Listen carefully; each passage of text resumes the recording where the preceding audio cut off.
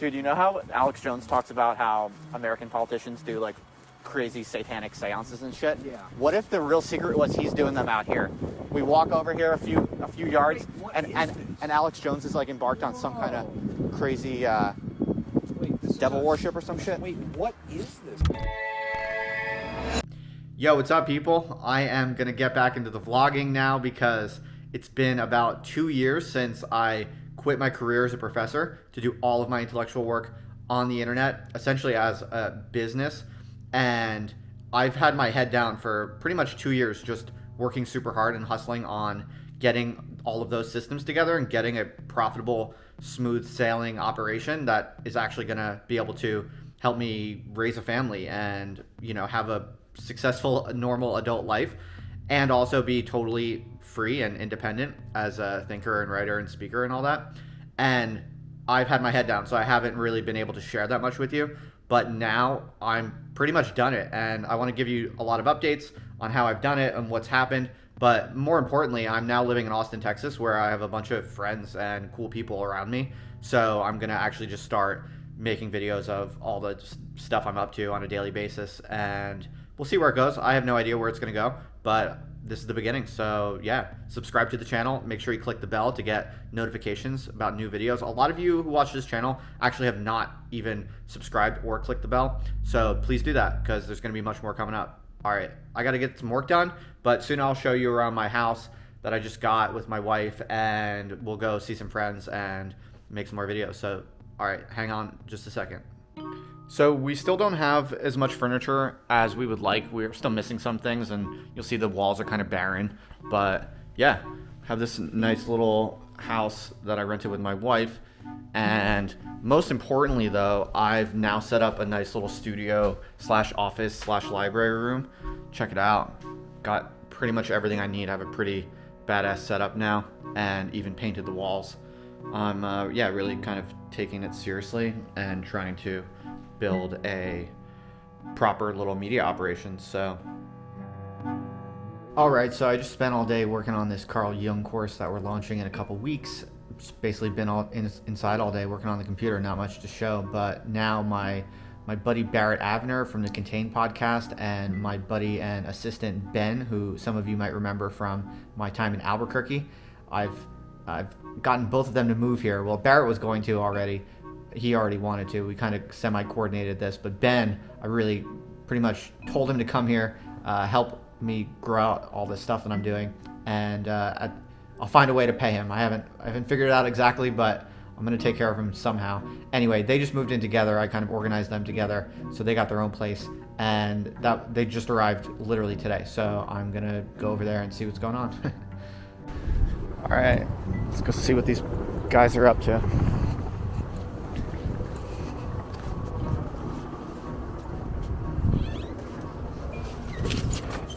Yeah, hey, what's up, guys? Sorry, we're doing like calisthenics stuff.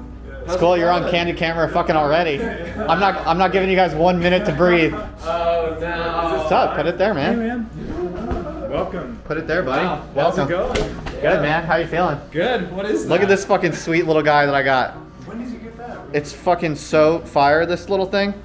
All right, so Barrett's car is fucking wonky. It works well, but the doors are wonky, so there's a crazy entry procedure. Ben has to go in first. Then I go in, and then you get in. Oh, that's not so bad. Yeah. So. This car's actually pretty sweet. The red is old school. Yeah. No, it's a great car. It's just not. This door doesn't open, so. You know, my dad to this day refuses to wear a seatbelt, no matter Based. what. He's one of these motherfuckers. That's Really? true American liberty, kind of like. That's cool. Gonna smoke cigarettes till I die. I don't care if it's unhealthy. I'm not gonna wear a seatbelt, even if it's highly likely to save my life. I think the truly free American man has a kind of death wish. Oh, totally. You know what I mean? Yeah, no, I definitely agree. I mean, I see it as, it's the sort of like same impetus as QAnon. Like, I think what a lot of people don't understand is like, QAnon is an eschatology.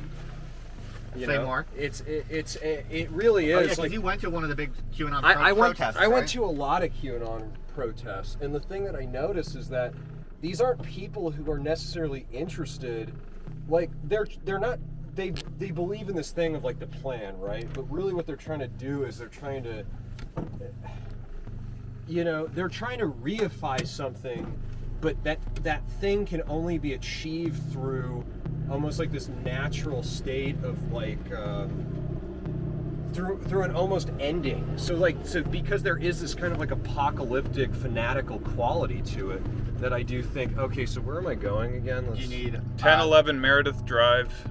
Yeah. 1011 Meredith Drive. Wait, where? Yeah. When is that? Let me see. Okay, let me. Alex Sorry, Jones production. Okay. I've always wanted to go here ever since I was a kid. I was listening to InfoWars. This is how little I care about politics. I almost exclusively got my news from InfoWars. I was a completely apolitical person.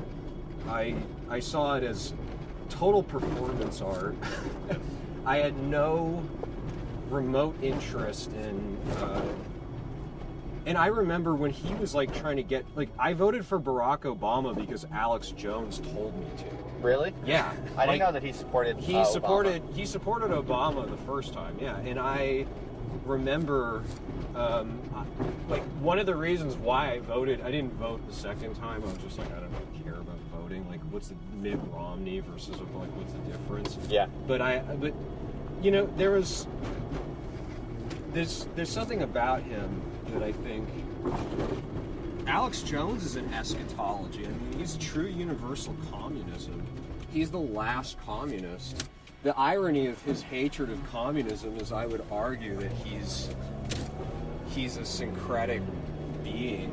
Well, he's kind of like a nationalist communist, would you say?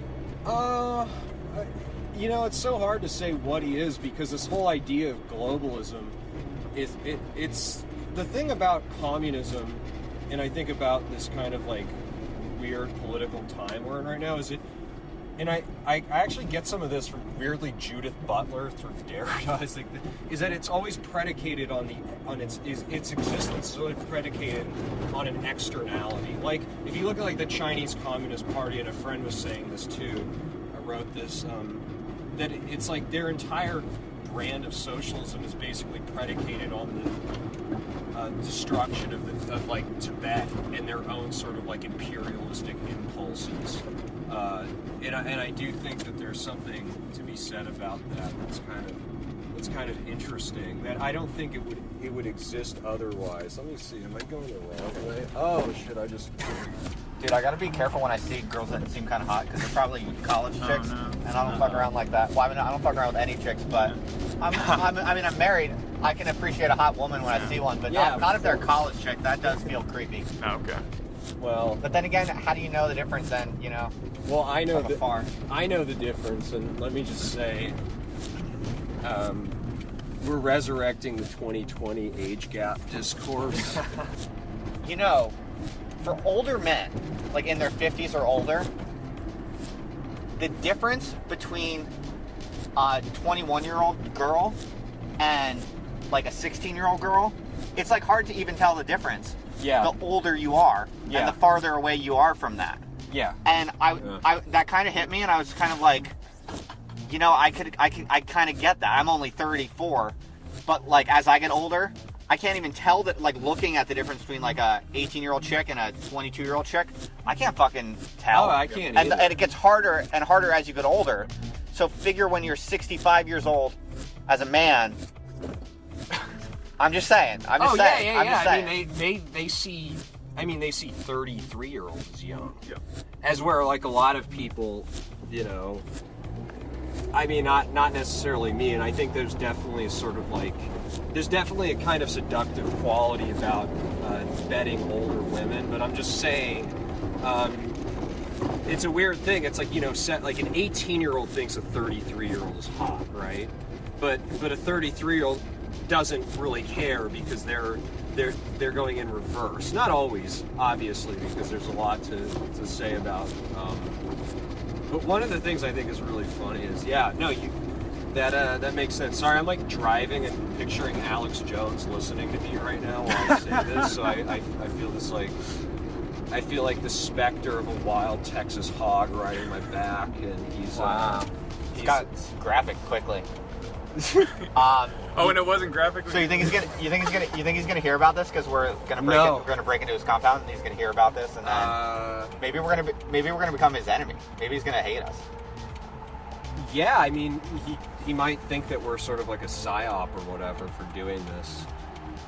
It was funny. I saw this interview with him and like the Boogaloo Boys and the main guy from that organization. It was like two guys and they kept going back and forth for an hour trying to be like, no, you're actually the Fed versus you. so all they were doing was pointing at each other being like, no, you're a Fed, no, you're a Fed the entire time. And it had this like repetitive quality. It was almost like Simone Weil or something like that, where it's like the repetition, it was really poetic. Dude, everyone is obsessed with feds and paranoid about feds. And Simone Weil. But honestly, I'm trying to meet actual feds. I bet they're pretty cool. Like I would be friends with a legit fed.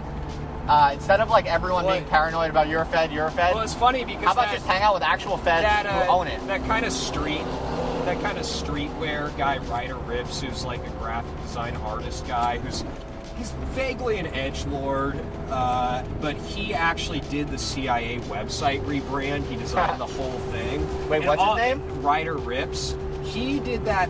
Is that a fake name? Sounds fake. Well, he's done stuff with Sam Hyde. Oh, really? And, you know, obviously it's a fake name. I mean, who names How a the fucking fuck kid? did this guy get a CIA contract? I have because they were trying to rebrand to like fashionable hip kids. If you look at the rebrand and you see it, I was like, wait, who fucking did this thing? And it turns out this guy did it, but it was also weird because he started like an energy pill company called Abascus, and the theme, the title of it, its motto was when you need more than coffee but less than cocaine, and Sam Hyde endorsed it. And so it's funny that now he's doing the CIA rebrand. Dude, I'm not gonna lie. Getting a contract with the CIA is pretty baller. Like I think that's cool. Yeah. So. I don't know how I feel about working for the CIA.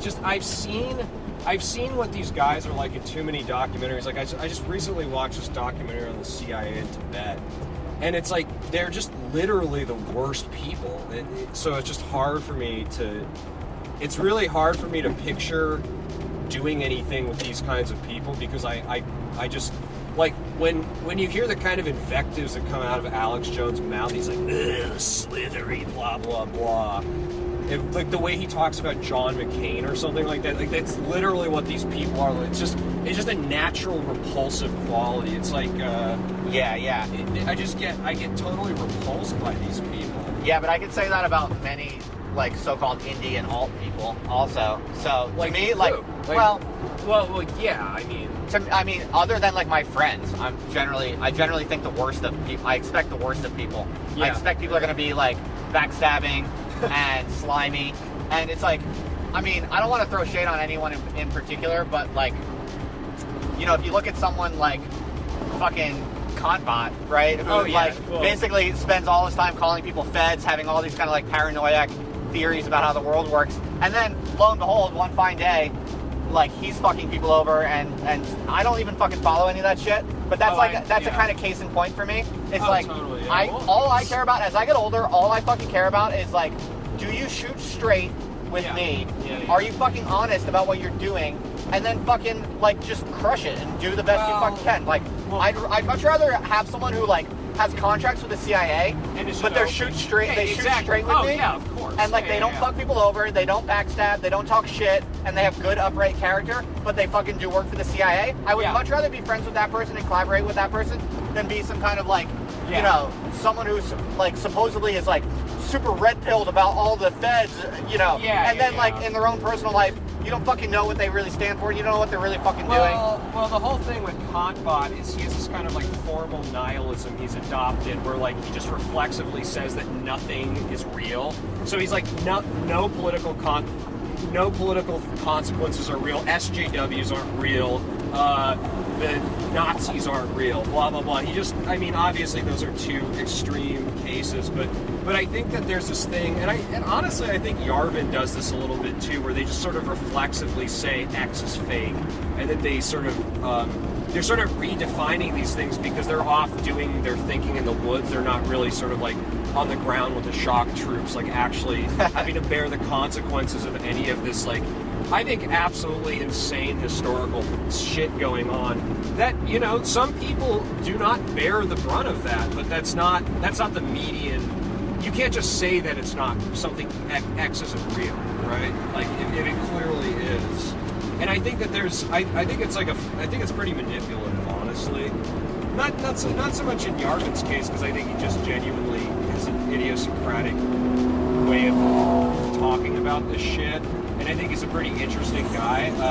But no, Compot is like, I've seen him just, I don't want to talk too much shit. I'm fucking going on a tangent. Yeah, well, what I'll say is that if most of what you do is on the internet, or sometimes almost everything you do is on the internet, Yeah. you will go fucking crazy. Oh, totally. And like, this is one of the reasons why I wanted to move to Austin, where I actually had friends who are doing real shit, who are interesting, truly independent people doing real shit, is because to me, you have to fucking hang out with people. You do. And have like real conversations and real projects where you're like fucking working with people. Yeah. Like face to face. It just has a way of forcing you to be like grounded and real. Like, cause you know what it is? It's like you have to actually carry yourself and hold your chin up and say things to people and then follow through on them. And if you don't, or if you're shady or like sketchy, then it's visible. You bear no consequence too. In person, if you're shady or like sketchy, or you're making different commitments that contradict each other, it comes through in how you carry yourself and how you feel, and you're not able to sustain that shit if you're doing it face to face. It just has a way of forcing you to be like honest and real. I think in a certain way that is, I find it's also fun and refreshing. Whereas like if all of the shit you're doing is through DMs, and you have all these different crisscrossing relationships and collaborations through fucking Twitter DMs, it's super easy to basically lie accidentally to different people. You're like presenting different images, different like fronts, and before you know it, you're embroiled in this web of ties that actually contradict each other and don't hold up to scrutiny. Well, I do think too many DM groups are and not enough focus can be really bad for your own personal project, because then you become beholden to the judgments of these basically people that you've never even met before. And so also it's all on record. So it's all on record in this way where like people can hold you to things, but they can also make stuff up, because most of the shit you're saying is sort of like, it's sort of a joke anyway, right? Because there's this kind of like, because, you know, irony and the internet, they just sort of they walk hand in hand. So I think that, but no, I'm really excited to be here. I'm excited to hang out with my friend Jack from the Perfume Nationalist. He's in town. I think it's good to just to do that, you know. And it's like, you know, I don't have any grand illusions about, you know, taking over the city. I just wanted to be where there's cool people and people aren't like total pussies like in LA, where you literally can't say or do anything. It's I think that like, I think your environment has a big, you know, I think it's really difficult to work freely and do a creative project if you don't have access to people who are actually willing to do similar things. And even in LA, like the group is really small, you know. It's like you have Alex Moyer, you have like people like that, but it's like you always feel like your back is against the fence at a certain point. And I think that's it can be really good motivation to start a project, but it's not good to have pressing on you the entire time while you're doing it. Yeah. It's a good motivator, but it's not sustainable. So it's like as soon as you can get out of that place and use it, I mean, that's kind of how I see it. Yeah, I hear that. Okay, so we're driving in to Alex Jones production. Yeah, this is some like real Texas vibes here. And this, yeah, wow. I guess just park. Yeah, I guess we'll just park anywhere. Okay, this is like a street. That's like a stop sign. So this isn't Yeah, even... so... Dude, do you think this is it? This is the compound? I... It looks like what an Alex Jones compound would look like. I Yeah, guess. so we're doing this. This is a... Oh, the map says it's up a little bit more. Oh, it is? Yeah, okay, never mind. All right.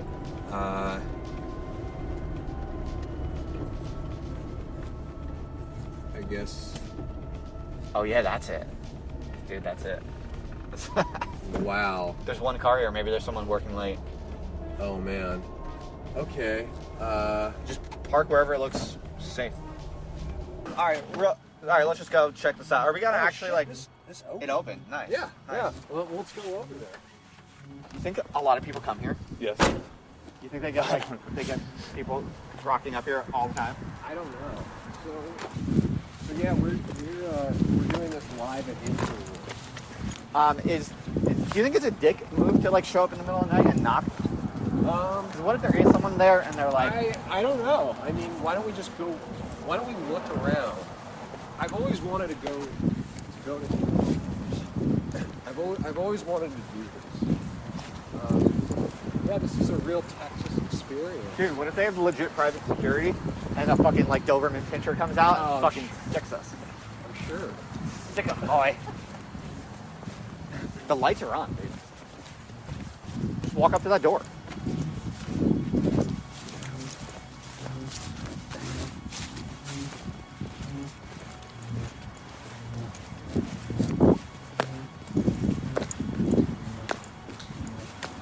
Dude, I bet you people do this like once a week. Wait, digital technology professional? Yeah, that's totally their front.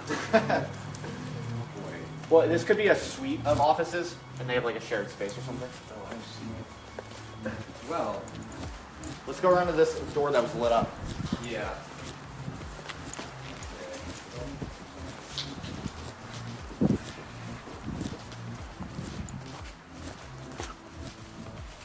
Mask and social distancing required. That's another front. Anybody home? Oh, look. So there's a list of places that are inside of here. I don't see Alex Jones. Wait, let's see. We have to look this up. Did we get the wrong Alex Jones? No, this is InfoWars. Well, okay, look. In here, Ben, get the camera in here. There's 15 offices inside of this building. Only some of them are labeled. Number 3, number 8, number 9, 11, and 13 are unlabeled. One of those is InfoWars. They gotta keep a low profile. I mean, he definitely gets death threats and shit, so they gotta keep a low key. I'm almost surprised that the address was publicly fine. Yeah. Should I knock? I'll knock for the heck of it. Huh. Wow. Yeah, so we're live at InfoWars. What do you want to talk about? I don't know, nothing really. I just wanted to basically have a Yeah. destination. Yeah, we drove all the way out here. This is our first day here. So we're doing something live at InfoWars. And hopefully if I repeat InfoWars enough times, then something interesting might happen. I just want to summon the egregore of Alex Jones to rip off his shirt and bust through this doorway. You know. It's just face slathered in Texas barbecue. Yeah, I'm mostly here just for the experience. the exploration. I was just curious. I have no expectation. One of the things I love about Austin is like the canopy and the trees. Like the tree lines are just so cryptic and bizarre and amazing.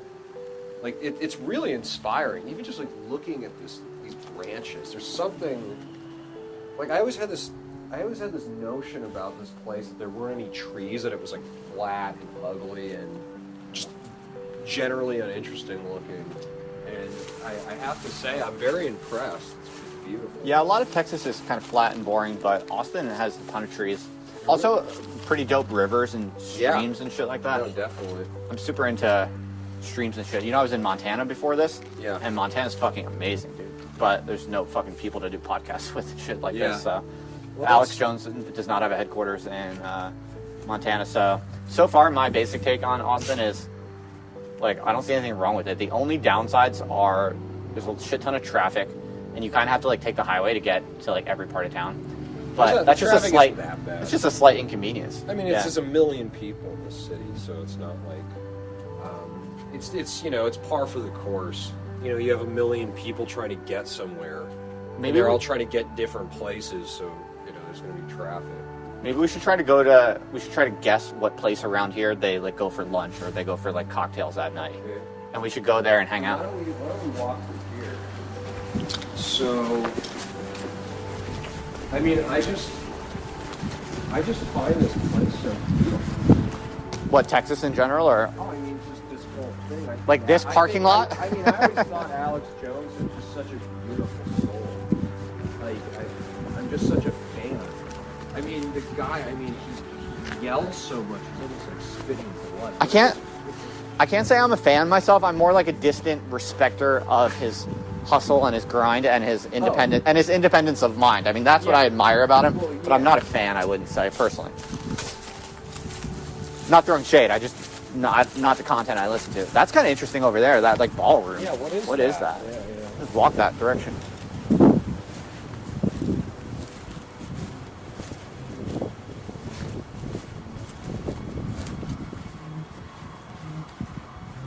Dude, you know how Alex Jones talks about how American politicians do like crazy satanic seances and shit? Yeah. What if the real secret was he's doing them out here? We walk over here a few yards, Wait, what and is and, this? and Alex Jones is like embarked on some kind of crazy Wait, this devil is worship or some shit. Wait, what is this? Oh, it's a playground. Oh yeah. This is an occult playground. Yeah, but in there, look in there, dude. Occult. Look how well lit it is and how nice it is in there. That's a preschool. Why does it look like a ballroom? Dude, are we gonna get the cops called because we're in like a school zone or some shit?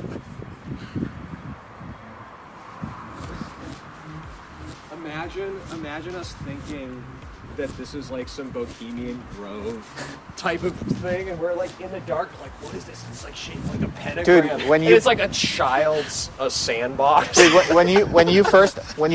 okay, for people listening to this only on the podcast, it's the middle of the night, mind you. Yeah, no, But yeah. when you first asked, what is this? Looking at it, what I first thought it was like a ring that they keep horses or ponies in.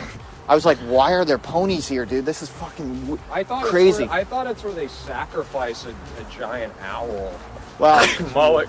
this is just the power of suggestibility, which Alex Jones knows a thing or two about, so I guess it's fitting. Well, one of the things I don't like is this whole sort of like new obsession with pedophiles. I think it's like completely overblown, and people are just very quick to sort of like, they want to latch onto that in a certain way because I feel like they have nothing more. Okay, It's kind of like my friend Josh says. He's like, it's kind of like a way for like left wing or liberal people to be like, ooh, it's so naughty. So they get like a slice of Alex Jones paranoia, Right. and fervor without actually like having to go through like the suffering of like doing something that's seen as uncouth or unsafe. But say more about what you mean when you say that you think it's overplayed, because in my estimation, I feel like there's a pretty high probability there is in fact a systematic ring of there sex is. abusers in basically elite circles, like passing around kids and doing Oh, fucked yeah. up shit like that. I think that's pretty real, probably.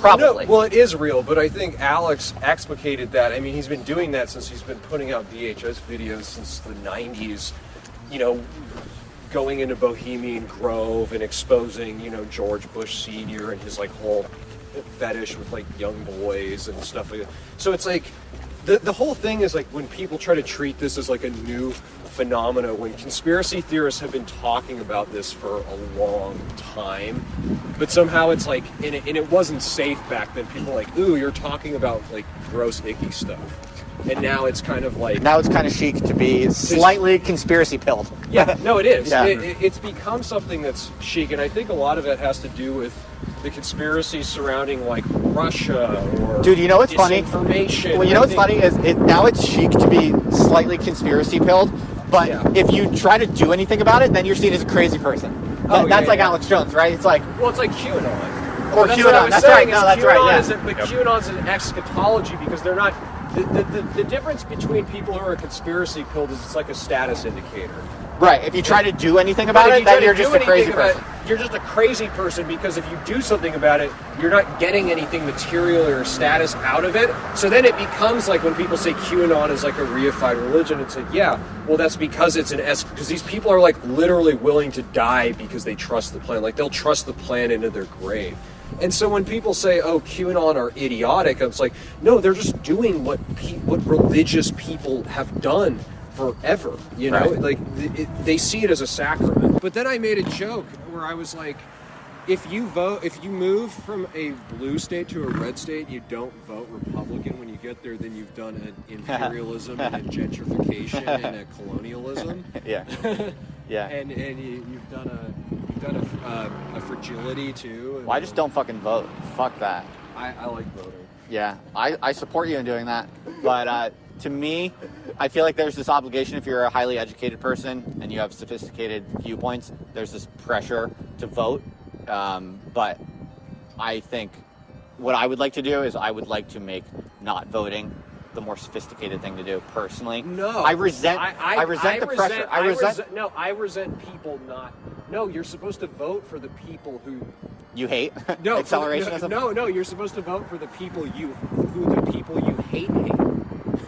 Yeah, see, And that's the more sophisticated thing to do. I think the whole game is a trick. I think the whole game is a trick. I don't want to. I don't want to. No, it's a trick now. Like it's one of those things where from now on, you're going to get two completely arbitrary candidates who stand for the same thing, just like it used to be. Like Ronald Reagan was, I think, the worst president ever. And it's like funny because he had this whole sheen of like patriotism and this and that. But I mean, he opened the floodgates for neoliberalism. He was, he was pretty much one of the. But it would have trended in that direction either way. I mean, that's the way politics were going. They were going in this like third position way. And I do think that Trump was this like freak anomaly.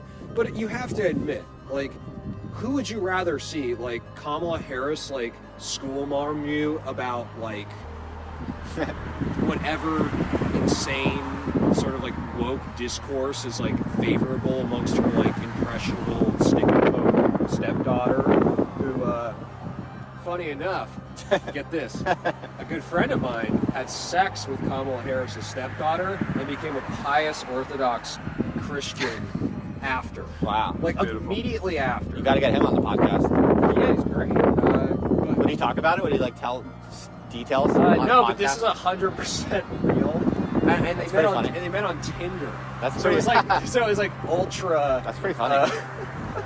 Yeah, I'm not naming names. I don't have a sophisticated opinion on it. I'm more of like an old school Spanish anarchist who basically says that the electoral game is just a loser's game, and But whoever you vote for, you're kind of a loser of the game. So But that's just not like- but that's ignoring like the actual ramifications. yeah, of who's totally. I believe in ignoring all But I don't- that currently exists. I want to basically be so. But I want to be you mentally. Are not, but the masses are not like that, and this is the. Well, that's good. The masses can do whatever they but want. this I'm an isn't- elitist. I'm an aristocrat, dude. I'm too good to be okay. bothered by this bullshit. I have Okay. no opinions. I don't even know what these people mean. I don't know. I honestly hardly even know who Kamala Harris is. I was a fucking political scientist by training. I mean, I consciously. I don't care I don't about want to know. politics. I don't want to know who these people are. I don't know. I want to know what their opinions are. I don't have opinions. I just don't. I honestly don't. Good. I want to be basically so fucking based, so in like deep books, like reading the geniuses of ancient history. I want to be so immersed in that I literally don't even know who the president is. That is my goal. In like 8 years, no, I want you to ask me who the president is, and I want to authentically be able to say, I don't fucking know. I'm off the radar, dude. I'm completely off the radar. That is where I'm trying to get. This is Deleuze, bro. This is becoming imperceptible. This is what Deleuze means. I do believe becoming imperceptible. I do think that there are cryptic, tasteful ways of engaging with the immediate and the present that are not, going. I think you can be imperceptible within the context of also engaging with. Totally. And I want political totally. reality. And I want people to do that, but not me. Yeah, no, but I think that's the only. If you're going to engage with this stuff at all, you have to do it in that way.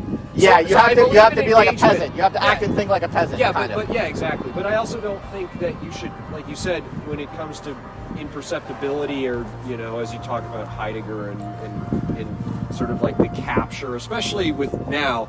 I do think that by pigeonholing yourself as like a supporter of any one thing without actually being cryptic or interesting about it, I think that can be a real dilemma. And I see as these things come and go, you become targeted, you become branded as this one thing, and it becomes really hard to wash that sort of image, that association with you, because you go too hard in one direction, it gets too strong, it gets so pungent, and I think that can be a problem for a lot. So it's like engage with people in like this cryptic, artistic way that's almost kind of like timeless. It's like it's timeless, like jester folk or something like that. And I see it almost like it's like trickster Heyoka mythology. It's like you're engaging with these like present realities, but you're doing it in these kind of like parable type ways. You're kind of like fucking with people. You're just altering the present reality instead of I'm with it. Instead of like the whole sort of like the whole platonic dilemma, which is a way to go too. But I'm like, well, if you want to access something, this can be really fun and interesting too. So it's like how do you add some sort of like artistic weight behind something that already is animating itself? I'm with that. Because it can be fun. It's kind of like situationism. A little bit. You know who They were more anarchist. They were more anarchist, but do you know about the Great Game? Remind me. Les Giles, Junot. It was those French. They're a group of French. They were not within the Surrealist movement because they were too extreme for the Surrealists. But the Great Game people, they would do stuff like drink turpentine and ride their bicycles into people. Dude, they would have been great on YouTube, dude. No. It was like the original No, Jackass. it's funny. It's like Dude, in 2021 they'd be millionaires. They'd Yeah. be that's hilarious to think, actually. No, it is. It's like back then it was like radical artistic political praxis, and now it's like narcissistic, vapid sort of attention whoring. Yes the and way no. it's seen. I mean, some of the big YouTubers are like, it is almost surrealistic. Like the types of things they do for views. Well, the way Alex they dial Jones in. is surrealistic. That's Right, one of right. the things. What do you think? Should we go somewhere? Sure, yeah, why not? You want to walk? I feel like or just head back. Some food or something. Yeah. yeah, I would do I'm food. Let's do food. I want do food. Pizza. You guys, what Fuck are yeah. you in the mood for? Yeah, either here or we go back to Austin, whatever you want. I'm game. I'll just go to Yelp or some shit. I'm trying to